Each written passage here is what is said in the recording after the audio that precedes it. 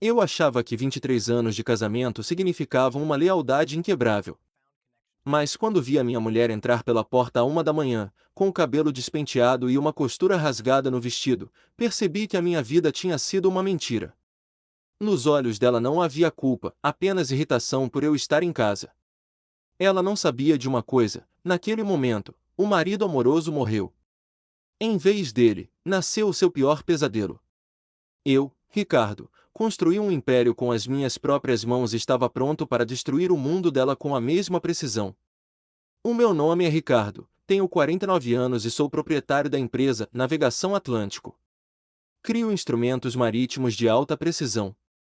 25 anos de suor, calos e noites sem dormir foram necessários para transformar uma pequena oficina no Porto de Lisboa num líder de mercado. Eu estava orgulhoso do que criei. E durante todos esses anos, acreditei que tinha uma parceira que se orgulhava de mim da mesma forma. Helena. Acontece que orgulho e lealdade são coisas muito diferentes. Aquela quinta-feira, quando meu mundo se partiu ao meio, devia ter sido um dia normal. Eu devia estar numa conferência de fornecedores no Porto. Mas um cano rebentado no hotel cancelou o evento e tudo foi adiado para o dia seguinte. Não liguei a Helena. Entrei no carro e fui para casa, imaginando surpreendê-la com uma rara noite livre. Quando cheguei à nossa casa em Cascais, o carro dela não estava lá. Isso não me alarmou. A boutique de moda dela organizava frequentemente festas privadas para clientes. Ultimamente, ela estava obcecada com esse negócio, falava constantemente sobre a marca e as redes sociais. Entrei na casa vazia, servi-me de um uísque e comecei a esperar. 1 hora transformou-se em 2. 2 tornaram-se 3. Abri o tablet que ela se esqueceu na cozinha e decidi verificar a página da loja dela. Não havia eventos planeados para hoje. Esse foi o primeiro golpe. Liguei-lhe, mas o telemóvel estava mudo. À meia-noite, o meu estômago contraiu-se, como se tivesse engolido vidro partido. Decidi verificar a página da sua melhor amiga, a Marta, com quem supus que ela pudesse estar. E então eu vi. A Marta publicou uma fotografia num restaurante no Algarve, a 300 quilômetros daqui. A Helena não estava com ela. À 1 hora e 47 minutos, os faróis iluminaram a sala de estar. Ouvi o som do motor, depois silêncio. Ela ficou no carro alguns minutos, como se estivesse a preparar-se para um espetáculo. Desliguei o candeeiro e fiquei na escuridão, sentindo meu coração bater contra as costelas. Quando ela entrou, tropeçou ligeiramente. Não estava bêbada, estava apenas descuidada, confiante de que não havia ninguém em casa. O penteado dela estava diferente, despenteado de uma forma que ela nunca se permitia à minha frente. O vestido subiu alto nas coxas e reparei num pequeno rasgão na costura perto da cintura. Ela trauteava uma melodia que eu não reconheci. Atirou a mala para a mesa da entrada e acendeu a luz. Quando me viu, sentado na minha própria sala como um intruso, congelou. Ricardo. Jesus Cristo. A mão dela voou para a garganta. Perguntou o que eu estava a fazer ali, pois eu devia estar no porto. Respondi com uma voz anormalmente calma que a conferência tinha sido adiada. Perguntei onde ela tinha estado, Helena. Os olhos dela estreitaram-se, transformando-se de surpresos em frios. Em vez de responder à minha pergunta, disse que eu poderia ter ligado. Acusou-me de a ter assustado até a morte. Levantei-me devagar, a estudá-la como se a visse pela primeira vez. Disse-lhe que ela não respondeu à minha pergunta. Ela suspirou, com a irritação a passar-lhe pelo rosto. Disse que esteve com a Marta, a beber uns copos depois de um evento. O telemóvel tinha ficado sem bateria. A mentira pairou entre nós, tão tangível como a mobília. A Helena avançou para a sala, tirando os saltos altos com movimentos treinados dos tornozelos.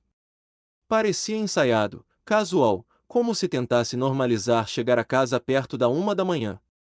Perguntou se eu não acreditava nela. Perguntei se devia acreditar. A minha voz manteve-se firme, embora sentisse um vulcão a ganhar pressão por baixo da superfície. Ela passou os dedos pelo cabelo, despenteando deliberadamente, como se apagasse provas. Disse que não sabia o que eu queria que ela dissesse. Disse-me onde estava. Caminhei para a cozinha, onde a luz projetava sombras duras. Disse-lhe para ligar a Marta, agora mesmo. Ela estalou, dizendo para eu não ser ridículo. Era depois da meia-noite. Disse que esse era exatamente o meu ponto. Se ela estava apenas a beber copos, que ligasse. Que provasse. Os olhos dela tornaram-se fendas. Disse que não precisava de provar nada a mim. Perguntou quando é que me tornei tão controlador. A audácia da acusação atingiu-me como um golpe físico. 23 anos juntos e nunca verifiquei o telemóvel dela, nunca questionei o paradeiro dela.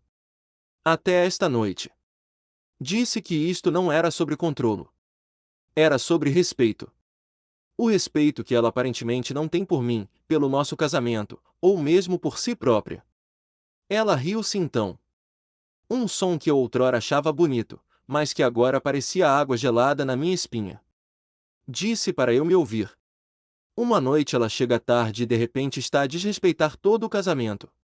Chamou-me patético. Perguntei baixinho quem era ele. A pergunta pairou entre nós como um fio elétrico desencapado. A surpresa registrou-se no rosto dela antes de ela recuperar. Disse que não havia nenhum ele.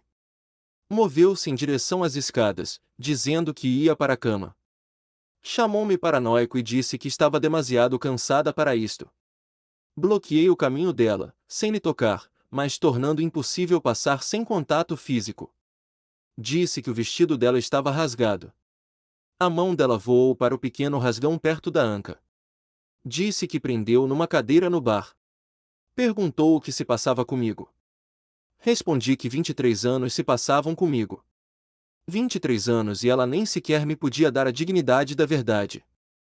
Ela sibilou, os olhos de repente vivos com algo parecido com ódio. Perguntou se eu queria a verdade. A verdade é que ela está a sufocar neste casamento. A verdade é que eu não a vejo há anos. Que estou tão envolvido no meu precioso negócio de pesca que me esqueci de como ser marido. Recuei como se ela me tivesse empurrado. Perguntei se isso justificava mentir. Se isso tornava aceitável chegar a casa à 1 da manhã a cheirar a colônia de outra pessoa. O rosto dela empalideceu ligeiramente. Ela não tinha percebido que eu conseguia cheirar. Subtil, mas inconfundível. Não era a minha marca, nunca foi a minha marca. Exigiu um nome, a minha voz a cair para uma calma perigosa. A Helena levantou o queixo. Disse que o nome dele não era da minha conta. E que, ao contrário de mim, ele realmente presta atenção nela. Observei-a subir as escadas, cada passo deliberado, as costas direitas com desafio. Não a segui. Em vez disso, sentei-me de novo na sala escura, sentindo algo final partir-se dentro de mim. Não o meu coração. Isso viria mais tarde. Este foi o som do respeito a quebrar. Não dormi nessa noite. Sentei-me na minha oficina atrás da garagem. Trabalhar com as mãos sempre limpou a minha cabeça. A precisão exigida não deixava espaço para distrações. Ao amanhecer, eu tinha clareza. Isto não foi uma mudança súbita na Helena. Foi o culminar de algo que se estava a construir há anos. Quando entrei na cozinha, ela já lá estava, vestida para o trabalho com uma roupa que eu nunca tinha visto antes. Calças pretas justas, uma blusa decotada que revelava mais do que escondia. Não era a Helena que esteve ao meu lado a construir a navegação Atlântico. Esta era a sua nova personagem. A dona da boutique das redes sociais à procura de validação. Disse que o café estava fresco sem olhar para mim, a percorrer o telemóvel. Eu disse que precisávamos de falar. Sobre a noite passada. Ela respondeu com desprezo que preferia não falar. Disse que eu estava a ser paranoico e controlador, e que não era atraente. Pousei a minha caneca com um baque decisivo. Disse que 23 anos merecem mais do que evasão. Eu mereço mais. Ela finalmente olhou para cima, com a irritação a passar pelo rosto. Perguntou o que eu queria dela. Disse simplesmente a verdade. Sem mais jogos. Ela disparou de volta que não havia jogo nenhum. Ficou fora até tarde com uma amiga e eu transformei isso num interrogatório. Encostei-me ao balcão, a estudá-la. Perguntei há quanto tempo ela ouvia.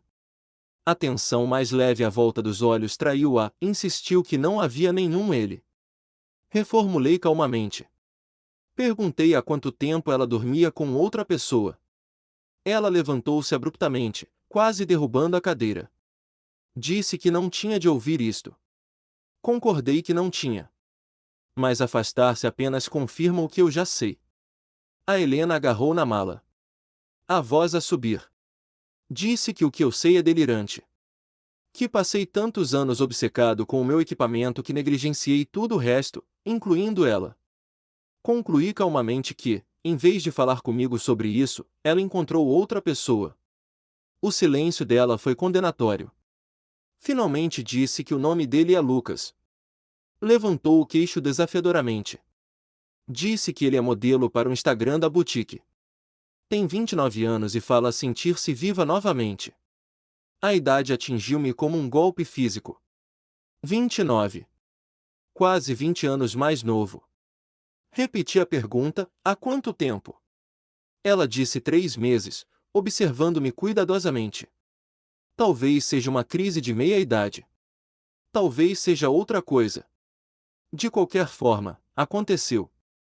Sem remorsos, sem desculpas, apenas factos frios entregues como um relatório meteorológico.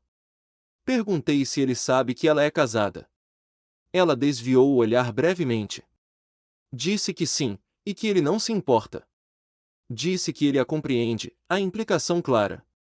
Ao contrário de mim. Assenti lentamente, a decisão a cimentar-se. Disse que vou mudar as minhas coisas para o quarto de hóspedes hoje. A surpresa passou pelo rosto dela.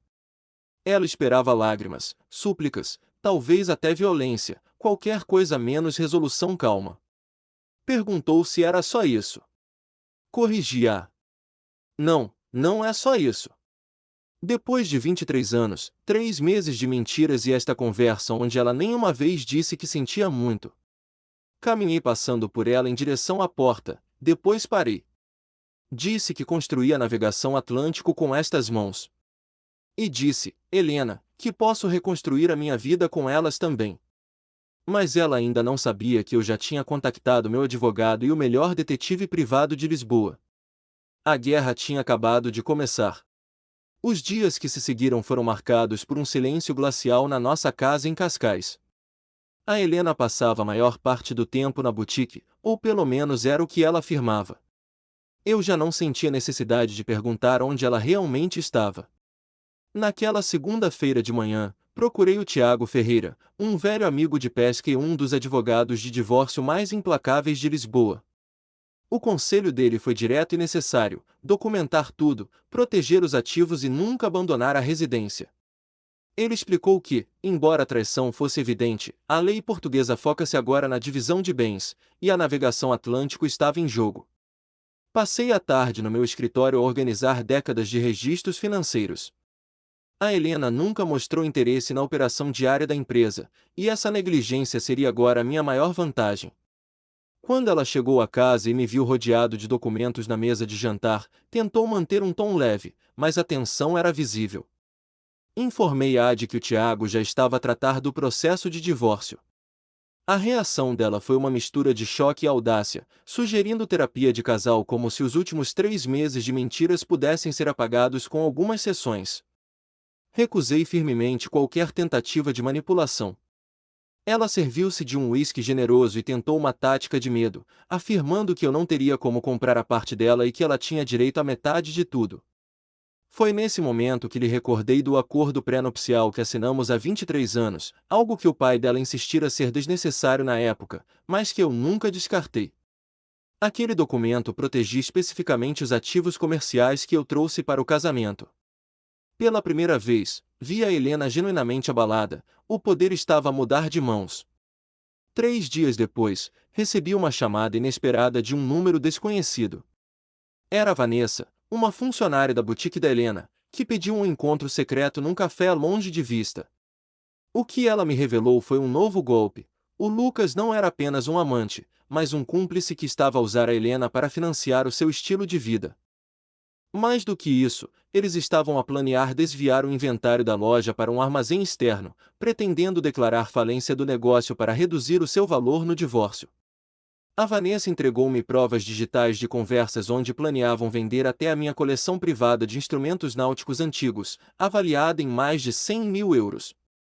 Eles pretendiam mover fundos para contas no estrangeiro e alegar abusos emocionais inexistentes para anular o acordo pré-nupcial. Saí daquele encontro com a certeza de que a Helena não queria apenas ir embora, ela queria deixar terra queimada atrás de si. Liguei imediatamente ao Tiago para acelerar o processo e contratei um contabilista forense para auditar a boutique. Se ela queria jogar sujo, eu ensinaria como um capitão protege o seu navio durante uma tempestade. A auditoria forense que o Tiago contratou revelou um abismo de corrupção que eu jamais imaginei encontrar na boutique Reviva Vintage. Em apenas 3 meses, mais de 200 mil euros em inventário de luxo tinham simplesmente evaporado dos registros oficiais. As faturas de venda não batiam com os depósitos bancários, e o rastro levava diretamente para o armazém clandestino que a Vanessa me tinha denunciado. Enquanto a Helena desfilava pela casa com uma máscara de indiferença, eu observava cada movimento dela com a paciência de um pescador que sabe exatamente quando puxar a rede. Decidi que era o momento de proteger o meu santuário. Convoquei uma reunião de emergência na Navegação Atlântico com os meus 3 colaboradores mais fiéis, homens que estavam comigo desde que o chão da oficina era de cimento batido. Expliquei-lhes a situação sem rodeios. A Helena estava a tentar sabotar o negócio para inflacionar as suas exigências no divórcio.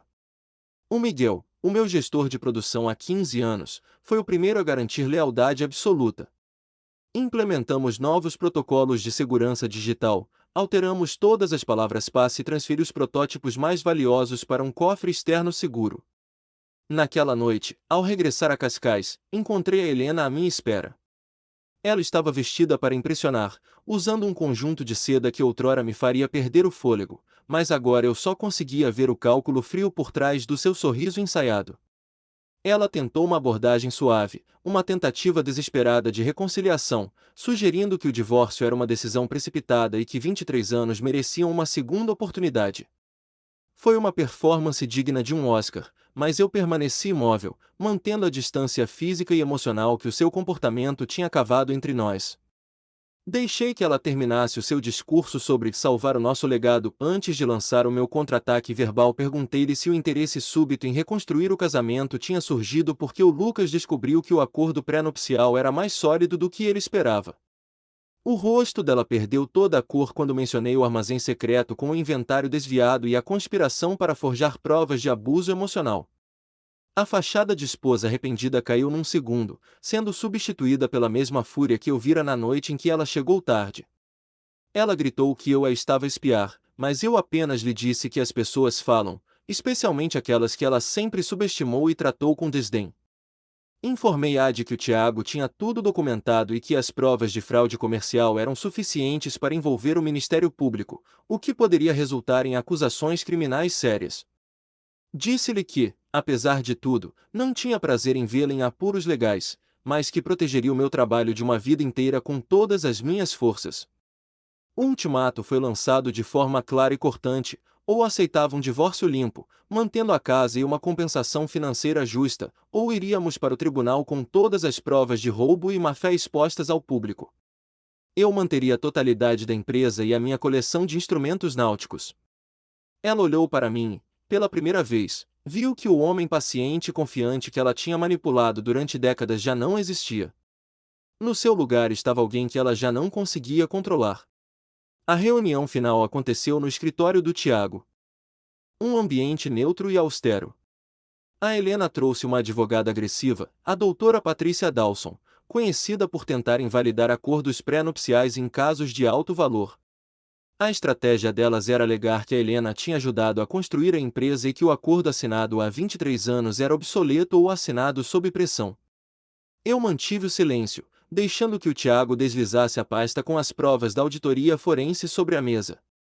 Quando a Patrícia Dawson leu os relatórios sobre o desvio de ativos da boutique e os planos de fraude, o tom da sala mudou instantaneamente. O silêncio que se seguiu foi ensurdecedor. Elas pediram para falar em privado e, quando voltaram, a agressividade tinha desaparecido, dando lugar a um pragmatismo derrotado. A Helena não conseguia olhar-me nos olhos. Ela aceitou os meus termos, pedindo apenas um ajuste mínimo na liquidez imediata, o que eu concedi sem hesitar para encerrar aquele capítulo sombrio. Antes de sair, ela disse-me que eu era mais inteligente do que ela pensava. Respondi que ela apenas tinha subestimado a integridade das pessoas à sua volta. Foi então que ela soltou a última ironia. O Lucas tinha a abandonado na semana anterior, alegando que ela trazia demasiado drama para a vida dele.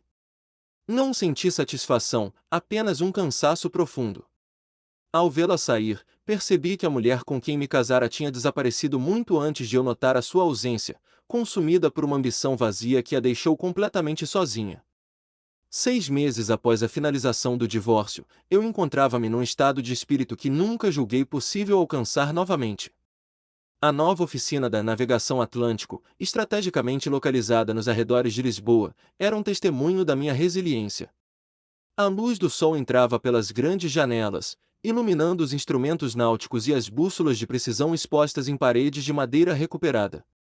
A expansão do negócio tinha sido um risco calculado, uma fuga para frente que estava a dar frutos mais rapidamente do que qualquer projeção financeira tinha previsto. Eu já não trabalhava para sustentar as mentiras de outra pessoa, mas sim para honrar a minha própria perícia. O Miguel, o meu braço direito, entrou na oficina carregando uma caixa de componentes especializados vindos do Japão, anunciando que estávamos oficialmente prontos para a grande exposição náutica do mês seguinte. Assenti com uma satisfação silenciosa, sentindo que o meu foco na qualidade tinha sido a decisão mais acertada de toda a minha carreira.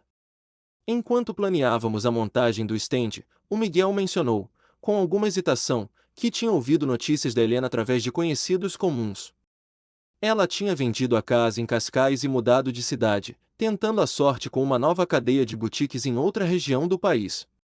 A loja que ela geria em Lisboa fechou poucos meses após a nossa separação, com um inventário demasiado depauperado para se manter. Eu limitei-me a responder que era melhor assim, sentindo que o peso das memórias já não me ancorava ao passado. Pouco depois, a Vanessa entrou no escritório com um tablet na mão, reportando que o tráfego no nosso site tinha duplicado após uma reportagem numa revista da especialidade. Contratei a Vanessa para gerir a nossa presença online e o serviço ao cliente logo após o fecho da boutique da Helena. A sua integridade provou ser tão valiosa para mim como as suas competências técnicas. A precisão rítmica do meu trabalho continuava a ser o meu refúgio, mas agora sem a tensão subjacente que tinha assombrado o meu antigo lar durante anos. O meu telemóvel vibrou com uma mensagem do Tiago Ferreira, convidando-me para um almoço e mencionando que tinha novidades interessantes. No dia seguinte, num restaurante discreto, ele passou-me um recorte de jornal que relatava o pedido de falência de uma boutique de moda por alegações de fraude financeira. O nome da Helena aparecia no segundo parágrafo. Ela tinha tentado o mesmo jogo com os seus novos parceiros de negócio, mas eles não foram tão compreensivos nem tão lentos a agir como eu fora. Pousei o jornal sem sentir qualquer ponta de vingança ou satisfação maldosa, apenas uma profunda indiferença. Eu já não era o homem que tentava salvar algo que já estava perdido, estava interessado em construir, não em resgatar. Na viagem de regresso, passei pela rua que levava à minha antiga morada e, pela primeira vez, não senti o impulso de virar o volante. Aos 50 anos, eu tinha começado de novo, não do zero, mas com uma clareza que só surge após sobreviver a uma tempestade que não vimos chegar. O negócio estava a prosperar, o meu ofício estava a evoluir e o futuro estendia-se com possibilidades que eu não me permiti imaginar durante os últimos anos de casamento. Naquela noite, sozinho na oficina enquanto o sol se punha, percebi algo fundamental: eu estava feliz. Não apenas por me ter libertado da traição, mas porque esse fim doloroso tinha me forçado a redescobrir-me a mim próprio e a minha paixão pela excelência. Eu tinha encontrado meu segundo ato, definido não pelas escolhas desonestas da Helena, mas pela minha própria resposta a elas, paciente, deliberado e fiel a mim mesmo. Passaram-se 2 anos desde que o tribunal assinou o fim oficial do meu casamento, e o mundo que reconstruí agora parece muito mais sólido do que aquele que desmoronou naquela noite fria em Cascais. Encontrava-me no convés da minha nova casa de campo à beira do lago, lançando uma linha de pesca no reflexo dourado do pôr do sol. Esta propriedade, com 20 acres de floresta e margens serenas, tinha sido um sonho adiado durante décadas, sempre sacrificado em prol das ambições urbanas e sociais da Helena. Agora, este refúgio servia tanto como meu retiro pessoal como o campo de testes para os novos designs da navegação Atlântico. O silêncio da noite foi interrompido pelo toque do telemóvel. Era o Tiago Ferreira, que trazia a notícia de que a patente do meu novo sistema de posicionamento marítimo tinha sido finalmente aprovada. Senti uma satisfação silenciosa, sabendo que a produção começaria no mês seguinte. Antes de desligar, o Tiago mencionou, com um tom de voz mais baixo, que se tinha cruzado com a Helena no Tribunal de Lisboa. Ela tinha perguntado por mim, demonstrando um interesse genuíno pela minha nova vida. O Tiago descreveu-a como alguém que estava apenas a sobreviver. O seu novo projeto de vestuário era estável, mas não passava de uma sombra da vida de luxo que ela outrora desfrutara ao meu lado. Ao desligar, olhei para as águas calmas do lago e refleti sobre como a vida se tinha transformado. Aos 51 anos, encontrei uma paz que nunca esperei após uma traição tão profunda. A empresa tinha evoluído para além das minhas projeções mais ambiciosas. A equipa crescerá para 15 artesãos dedicados, e os nossos instrumentos de precisão tinham agora uma lista de espera de 6 meses. Mais importante do que o sucesso financeiro era o facto de a minha paixão pelo ofício ter aprofundado, livre da sombra de um casamento tóxico em falência. Ocasionalmente, ainda ouvia fragmentos da vida da Helena através de conhecidos. Ela nunca retomou a relação com o Lucas, que, fiel à sua natureza oportunista, partirá para o Algarve com alguém mais jovem e com mais recursos. Ela teve alguns encontros passageiros, mas nada que durasse. A confiança dela, que outrora roçava a arrogância, tinha sido temperada pelas consequências das suas próprias escolhas. Não sentia qualquer prazer nas dificuldades dela, apenas uma compaixão distante por alguém que partilhara minha vida durante 23 anos. A maior surpresa deste último ano foi a minha ligação com a Vanessa. Começamos com jantares casuais entre amigos que respeitavam o trabalho um do outro. No entanto, a integridade direta dela e a sua lealdade inabalável durante a crise do divórcio ressoaram em mim de uma forma que eu não previa. Decidimos avançar devagar, ambos carregando as nossas próprias histórias e cicatrizes. Ao entardecer, lancei a linha mais uma vez, observando o arco perfeito e a aterragem suave na superfície da água. Aquele movimento lembrou-me da resiliência da vida. Como, mesmo após uma ruptura violenta, as ondas acabam por se suavizar em novas possibilidades. Eu sobrevivi à traição não através do endurecimento do coração, mas através do compromisso renovado com a autenticidade e com o meu trabalho. O homem em que me tornei não foi definido pelas escolhas desonestas da Helena, mas pela forma como respondi a elas, com paciência, deliberação e verdade. Esta cabana, o sucesso da empresa e a paz que sinto agora são o legado de quem escolheu a dignidade em vez da vingança. Enquanto as primeiras estrelas começavam a refletir-se no lago, tive a certeza absoluta de que estava exatamente onde deveria estar,